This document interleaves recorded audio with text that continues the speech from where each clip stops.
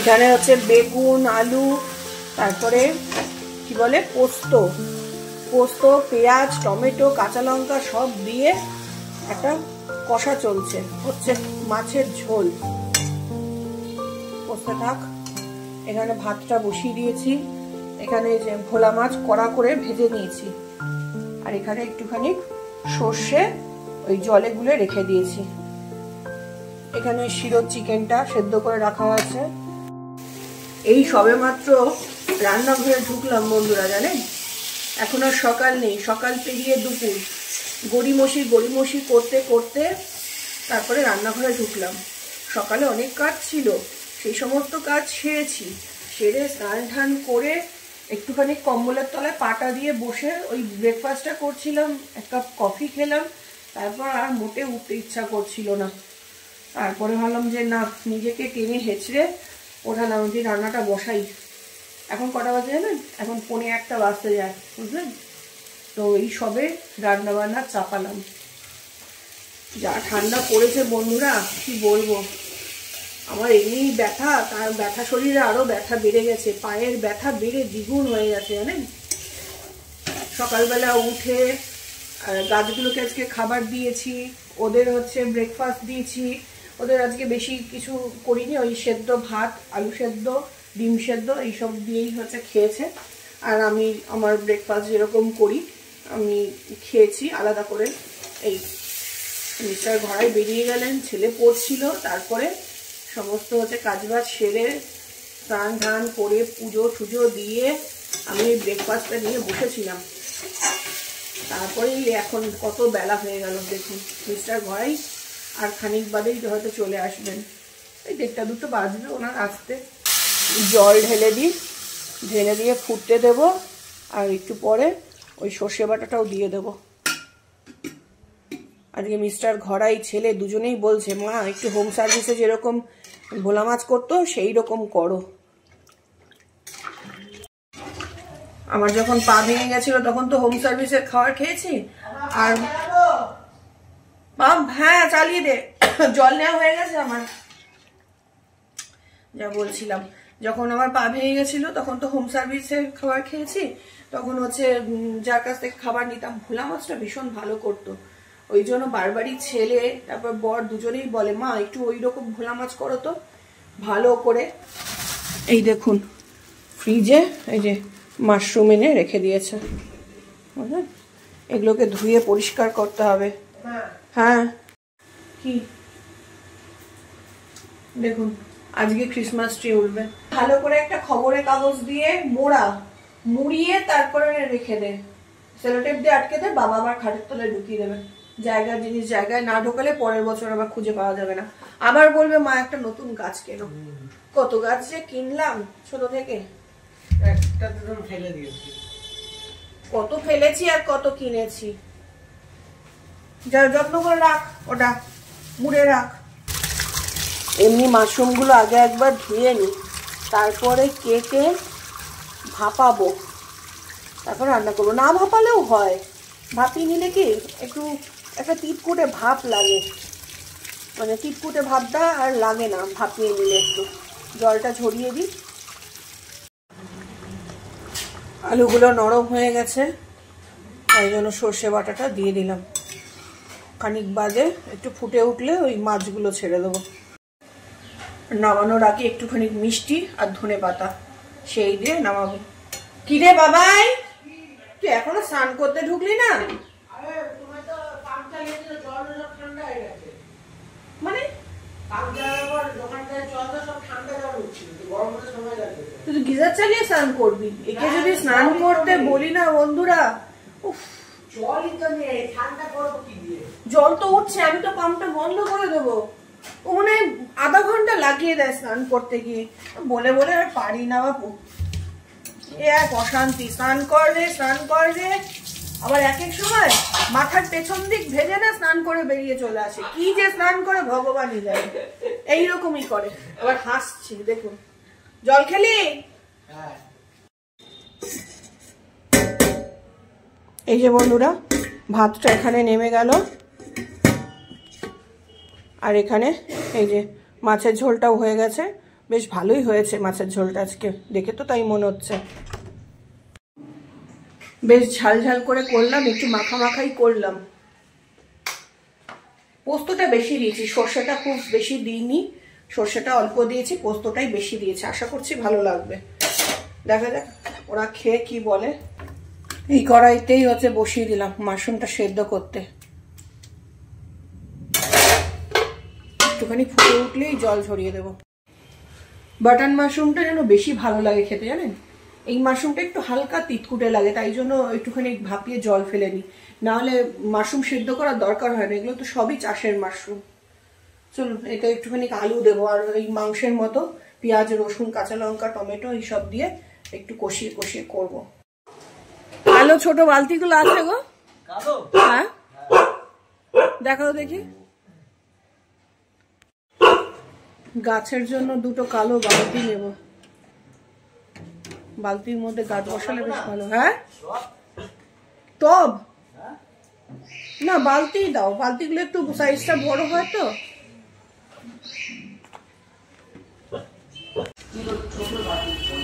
অনেক কিছু কেনাকাটি করা হয়ে গেল বন্ধুরা।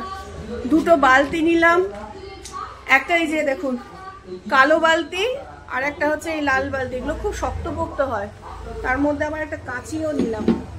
এই যে রান্নাঘরে একটা কাঁচি আছে বড়, ছোট কাঁচিরও দরকার হয়। লঙ্কা টঙ্কা কাটতে না কাঁচি খুব হেল্প করে। আমি ওই ছুরিতে লঙ্কা কাটতে ভয় লাগে, ঝাল ঝাল যদি লাগে একবার কোথাও। বাবা গেটটা দে তো। এমনি দেরি হয়ে গেছে রান্না করতে, এখন আরো দেরি হয়ে গেল। যাচ্ছে দেখলাম, দেখে দাঁড় করালাম। টুকিটাকি অনেক কিছুই এখান থেকে নেওয়া হয়। ভালো কিছু জিনিস আছে সেগুলো বেছেই নিই, আর যেগুলো ভালো না একদম কম দামে সেগুলো ভালো হয়ই না। দাম যেরকম হবে সেই রকমই তো জিনিস হবে, তাই না? স্টিলের একটা ট্রে দেখাচ্ছিল, ওই চায়ের কাপ টাপ নিয়ে দুটো তিনটে যাতে নিয়ে যেতে পারি। নিলাম না, কিন্তু ভারী জিন্দালের স্টিলের হচ্ছে ট্রে দেখাচ্ছিল। এর আগে এনাদের কাছ থেকে স্টিলের বড় বড় বাটিগুলো যেখানে যে মাছের ঝোল ঠোল রাখি সেইগুলো নিয়েছিলাম, খুব ভালো। বেশ অনেক বছরই তো চললো বন্ধুরা। এখানে এই যে আলুগুলো কেটে রেখে দিলাম, আর এখানে যে মাশরুমটাও সেদ্ধ করা হয়ে গেছে। এমন অনেক মানুষ আছে জানেন তো, যারা হচ্ছে দোকান ছাড়া, তারপরে কি বলে ব্র্যান্ডেড জিনিস ছাড়া কেনে না।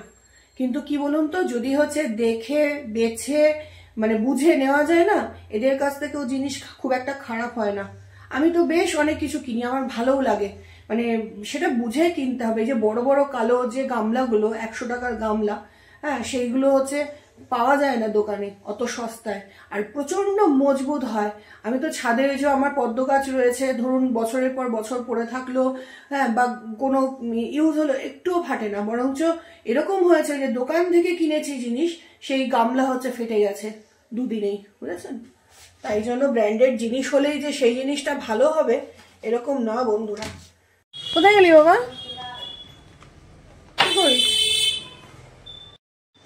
ভালো হয়েছে তো বোর্ডটা রাখার জায়গা, ধুম করে পড়লে ব্যাস ফেটে যাবে। এনে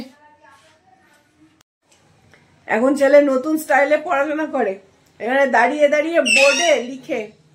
অবশ্য কালকে অঙ্ক পরীক্ষা, সরি কালকে না, সোমবার দিন অঙ্ক পরীক্ষা। আজকে শনিবার, গতকাল হচ্ছে একটা পরীক্ষা হয়ে গেল, আজকে ছুটি, তারপরে আগামীকাল তো রোববার ছুটি, তারপর সোমবার দিনকে অঙ্ক পরীক্ষা।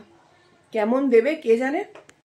দিদান 14 বার করে ফোন করে বলছে, বাবা ভাইকে বল অঙ্ক করতে, বেশি করে প্র্যাকটিস করতে। ভালো হবে? ভগবান জানে। ভগবানের উপর সব ছাড়লে হবে, নিজেকেও করতে হবে। ওটা কথার কথা বলি, ভগবান এই যে পেয়ারাগুলো খা। ভগবান আমাকে জীবনে সাহায্য করেনি, বিশ্বাস করি না। ভগবান জীবনে সাহায্য করেনি, বিশ্বাসও করি না। ভগবান নিজে কর্ম করে যাও, ফল ঠিক পাবে। ডিকশনারিতে ভগবান নেই। চলুন ওইটা আলু ভাজতে বসিয়ে দিয়েছি। পেয়ারাটা খুব মিষ্টি, ভীষণই মিষ্টি। আমি না ছোট থেকে দেখেছি আমার ছেলের না ভগবানের প্রতি যে খুব একটা বিশ্বাস রয়েছে বা কিছু, সেইটা না নেই। আর আমি জোরও করি না তার জন্য। ও যবে নিজে মন থেকেও মানবে বা বিশ্বাস করবে তবে করবে। ইভেন আমি নিজেও যে ভগবানকে যে মানে খুব বিশ্বাস করি সেরকম না। আমি ঠিক বলতে পারবো না, জানেন তো। মানে ও আমাকে অনেক সময় প্রশ্ন করে যে মা ঈশ্বর কি, আমি তো চোখে দেখতে পারি না, আমি যে ঠাকুরকে যদি বলি ঠাকুর কি আমার কথা শুনবে? সেরকমও তো না। হয়তো ওর কোনোদিন এরকম ইচ্ছা ছিল বা কোনো আশা ইচ্ছা বা স্বপ্ন ওর হয়তো পূরণ হয়নি, সেই জন্যই ওর এইরকম। তো আমি ওকে এক্সপ্লেন করতে পারি না, শুধুমাত্র এটাই বলি একটা পাওয়ার, তুই এটাকেই বিশ্বাস কর। ঠাকুরের মূর্তি বা পুজো এইরকম ওটা বিশ্বাস করে না। তবে আমি আবার কি বলুন তো, অন্ধভক্ত না হলেও এই যে ধরুন পুজো আর্চা হয়, মানে একটা এই নানা রকম রিচুয়াল, সেগুলোকে আমি খুব মানিয়ে মানে আমার ভালো লাগে মানতে। কেন কি জানি, বেশ মন থেকেই আমি করি এটা। তবে যে কোনো বিপদে পড়লেই ঠাকুরের নাম জপ করে দিই বা জপ করতে বসি সেরকম না। তবে এরকম যে মনের যদি কিছু মানে কষ্ট দুঃখ থাকে বা কিছু শেয়ার করার থাকে, তাহলে অনেক সময় আমি ভগবানের সামনে এসে প্রে করি। আর রোজ দিনের যে দৈনন্দিন পুজো সেটা তো আমি করি, ছোটবেলা থেকে দেখে আসছি তো যে মা করে, এবং ছোটবেলা তো এত বোধ বুদ্ধি নিজস্বতা তৈরি হয়নি, তো যে সেইগুলো দেখে দেখে একটা অভ্যাস হয়ে গেছে। মানে ওটা একটা জীবনের অংশ, পার্ট। আলাদা করে এরকম কিছু ভাবি না, ওই রকম ভাবেই চলছে। যাই হোক, জোর করি না, ওটা জোর করার বিষয় না। যার যখন মন থেকে আসবে সেই রকম। আমার বর যেমন, উনি হচ্ছে আমাকে সবকিছু যোগাযন্ত্রী সবকিছু করে দেবেন, কিন্তু উনি ওই না খেয়ে উপোস করে পুজো দেওয়া, এটা ছোঁয়া ওটা ছোঁয়া, ওগুলো কিচ্ছু মানেন না, কিচ্ছু মানেন না। মানে ইভেন বলে আমি যা খেতে পারি ভগবানকেও আমি সেটা দিতে পারি, আমি যা খেতে পারি না সেটা আমি কেন ভগবানকে দেবো? অনেকে ওই যে মাছ মাংস ছোঁয়াছুঁই এরকম বলে না, তো ওনার আমার মানে অন্যরকম মানসিকতা। তো যাই হোক না কেন, আমি বলে করে ওইগুলো অন্তত বাঁচিয়ে রেখেছি যে না, এই ঠোকাটা ওরকমভাবে করা যাবে না, সেইটুকু অন্তত করি। ওই যে বললাম নিয়ম, ছোটবেলা থেকে দেখে এসছি, এইরকমভাবেই মেনে এসছি। এই যে বন্ধুরা, মাশরুম কষাকষি চলছে, আর ওদিকে আমার কর্তামশাইরা চলে এসছেন। 100 টাকা কিলো শসা? 30 টাকা 40 টাকা ছিল। বাবা, এটা তো তিতো শসা। আনলে কেন ওই শসা? তোমার শসা লাগে, দুটো শসার দাম 30 টাকা। ভাবা যায়? ভাবুন, দুটো শসার দাম 30 টাকা। এক একটা শসা 15 টাকা করে। শসার ব্যবসা করবো। ওই ভ্যানওয়ালাটা দাঁড়িয়ে শসা আছে বলে না শেষ হয়ে গেছে, শসা অল্প নিয়েছি, 70 টাকা পাইকারিতে কিনতে আছে। গত বছর ছিল বেগুনের দাম, এখন বেগুনের দাম হচ্ছে কমেছে, এখন হচ্ছে আবার শসার দাম 20 টাকা। বেগুনের গল্প ছাড়ো, সে আর হবে না। এই যে দেখুন বন্ধুরা, কি বলে, মাশরুম হয়ে গেছে আমার, একটুখানি ঝোল ঝোল রাখলাম, ডাল করবো না। শোনা, ডাল করলাম না। আর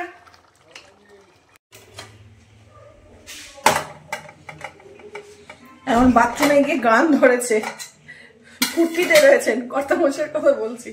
এই দেখুন বন্ধুরা, লাউয়ের চচ্চড়ি এতটা রয়েছে, চচ্চড়ির তরকারি এতটা রয়েছে, আর ডাল ঢাল কিছু করলাম না। মাশরুমে যা ঝোল রেখেছি ওই দিয়ে খাওয়া হবে।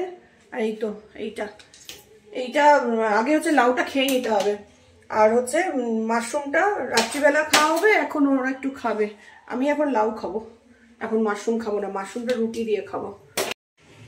আসো, চলে এসো, খিদু পেয়েছে মাম্মা? যেই দেখছে আজকে মা ভাত মাখছে, ছুটে চলে এসছে, তার মানে খিদে আছে, তাই তো মাম্মাম? কি রে শোনটি, তোর বাবা গান ধরেছে? হ্যাঁ, বাবার কত আনন্দ হচ্ছে আজকে, বাথরুমে বসে সমানে গেয়ে যাচ্ছে।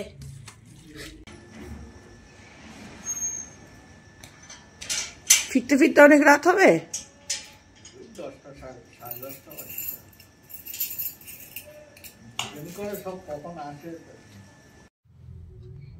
কি রে, কি করবি, কি করতে চাস? হ্যাঁ, কি শুকছিস? গায়ে ঘেসে ঘেসে রয়েছে, ওকে কম্বলের তলায় ঢুকবে, কম্বলের তলায় ঢুকবে, তাই না? কি মাম্মা, সোনা বাচ্চা, এটা একটা সোনা বাচ্চা। আর এই যেটা হচ্ছে একটা বুড়ো বাচ্চা, বুঝেছেন? যখনই আমি ওর সঙ্গে কথা বলি ও এসে হাজির হয়ে যায়। ঘুমিয়ে আছে কেন? তুইও এসে ঘুমা, আবার ভালো করে শুচ্ছে। মায়ের কোলের মধ্যে ঢুকে শোয় এই সময়টা, জানিস না? পড়াশোনা করা। হ্যাঁ, পড়াশোনা করাবো। আর তুই পড়বি না? দেখো, ও পড়বে না, আর হিংসা। শিরোকে যদি একটুখানি আদর করি, ও এসে দেখবে যে মা কি বলছে আর হচ্ছে কি করছে, আদর করছে নাকি। ওই যে আমার দিকে তাকিয়ে আছে ওই পাশের ঘরে গিয়ে। আমি মোবাইল থেকে দেখছি, সব দেখতে পারি আমি। পড়তে বস। সন্ধে এখন বাজে 7:45, চা ঠা খাওয়া কমপ্লিট। ওর বাবা এসেছে, চা করে দিলাম। চা খেয়ে উনি আবার বেরিয়ে গেলেন। আমি এখন আবার এই কম্বলের তলায় ঢুকলাম ওই সঞ্জিটাকে নিয়ে। এটা হচ্ছে সন্ধ্যাবেলা একটুখানি আমার সঙ্গে শোয়ে, এই জন্য কুটুকুটু করছে। আর উনি ওই দিক থেকে কান পেতে রয়েছেন যে মা কি কথা বলছে, এই যে ওর সঙ্গে কি কথা বলছে সেইটা। একে দেখতে দেখতে দেখি পেছন থেকে এসে দাঁড়িয়ে রয়েছে। ওই যে আজকে ওর বাবার একটা নেমন্তন্ন রয়েছে, বুঝলেন? ওর বাবার একটা নেমন্তন্ন রয়েছে, আমাদের নেই। তো উনি কাজ থেকেই চলে যাবেন, একদম নেমন্তন্ন এদের সোজা। তো ঢুকেছিলেন মেশিনপত্র রাখতে না কি করতে ঢুকেছিলেন। তো বললো যে একটু চা খাওয়াবে নাকি। আমরা অবশ্যই খাওয়াবো, আমরাও খাইনি ততক্ষণ। চা টা খাওয়ালাম, আমরাও খেলাম, এই তো। আর একদম বিছানা থেকে উঠতে ইচ্ছা করছে না, কম্বলের তলা থেকে যে পাটা বের করব মোটেই ভালো লাগছে না, প্রচণ্ড ঠান্ডা লাগছে। কিন্তু ওনার কেন কি জানি ওনার ঠান্ডা নেই, ওনার ঠান্ডা লাগে না, ছেলেরও অত ঠান্ডা লাগে না, আমারই যেন জন্মের ঠান্ডা লাগে। কি বাম্মা, কি কিরকম ভাবে শুয়ে থাকে, বড্ড মায়া লাগে জানেন। এই দেখুন কেমন করে শুয়ে থাকে। চলুন বন্ধুরা, আমি একটুখানি নিজের মতো সময় কাটাবো, একটুখানি ব্লগটাকে এডিট করব। আর এখন আপনাদের সঙ্গে বেশি কথা বললে একটা কান তো ওই দিক থেকে আবার এই ঘরে চলে আসবে। শুধু কান কেন, দেখলেন তো সশরীরে চলে এসছে, বুঝলেন?